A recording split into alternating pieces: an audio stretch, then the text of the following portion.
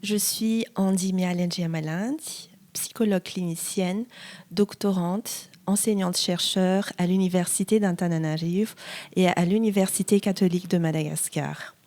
Aujourd'hui, nous allons parler de l'hypersensibilité, qui est quand même un sujet très en vogue actuellement. L'hypersensibilité consiste tout simplement à avoir une réaction excessive par rapport à ce qui est considéré comme normal, c'est-à-dire à une situation considérée comme normale, la personne qui est concernée par l'hypersensibilité va réagir doublement, voire excessivement.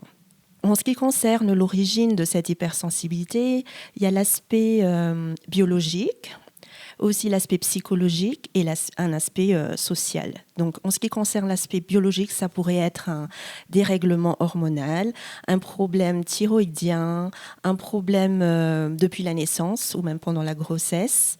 Sur le volet social, ça pourrait être une pression sociale. Le volet psychologique, ça pourrait être émotionnel. Donc aujourd'hui, nous allons plutôt aborder l'aspect émotionnel de l'hypersensibilité dans le milieu du travail. Donc, qu'est-ce qu'il pourrait y avoir comme symptômes? Ça pourrait être l'hypersensibilité au jugement des autres. Donc, souvent, c'est plus une question de perception que de réalité. Il y a des erreurs de pensée, il y a des erreurs aussi de jugement, d'auto-jugement. Il y a toujours la peur, en fait, du jugement des autres qui amène à une certaine forme d'hypervigilance dans à peu près tout, ce qui fait que ça fait perdre beaucoup d'énergie. C'est-à-dire, au lieu d'être productif, de directement aller à l'essentiel dans le travail, dans tout ce qui est professionnel, la personne va perdre beaucoup d'énergie à régler tout ce qui est évitement de conflits, tout ce qui est relations sociales, à gérer plus qu'il n'en faut. Et du coup, qu'est-ce qui pourrait... Alors, comme symptôme, il pourrait y avoir quelque chose comme du burn-out dans le monde du travail, parce qu'on perd beaucoup d'énergie, on ne trouve plus la joie de vivre dans ce qu'on effectue, parce que dès qu'on franchisse la porte du milieu de travail, on n'est déjà pas bien. On pourrait avoir des problèmes d'insomnie ou des problèmes aussi au niveau de l'alimentation et beaucoup de problèmes au niveau des relations surtout, relations au travail. Ce qu'il faut savoir, c'est que l'hypersensibilité n'est en aucun cas une maladie. Ce n'est pas un trouble, c'est un état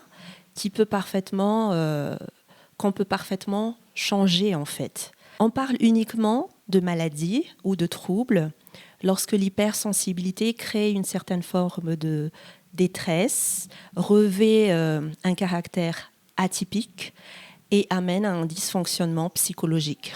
J'explique. La détresse, c'est le fait de ne plus pouvoir processer normalement, comme dans le travail, dans la vie quotidienne. Ça, c'est une détresse.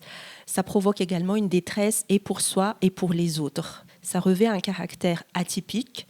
Par exemple, la personne va tout le temps exploser ou au contraire, va être très inhibée dans le milieu du travail ou d'autres choses, mais complètement atypiques.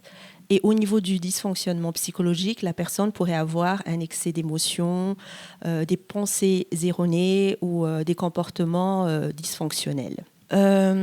Du coup, la personne concernée par l'hypersensibilité gagnerait beaucoup à faire un travail sur soi, notamment la cohérence cardiaque pour apaiser les émotions excessives, la médication si besoin, consulter des professionnels pour se faire accompagner, mais également rentrer dans une certaine forme d'acceptation, d'ancrage dans le moment présent, de mindfulness comme on appelle, ou la pleine conscience, déjà pour réguler les émotions.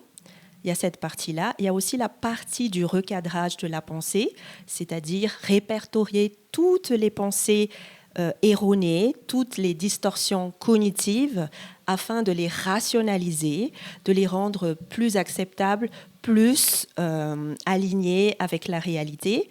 Et il y a également ce qu'on appelle la transformation du comportement, le changement comportemental, c'est-à-dire que si la personne a un mécanisme, a un schéma comportemental habituel, il faudrait changer en fait ce schéma, ce processus, parce qu'on ne peut pas s'attendre à un résultat différent tout en fonctionnant de la même manière. Voilà en gros.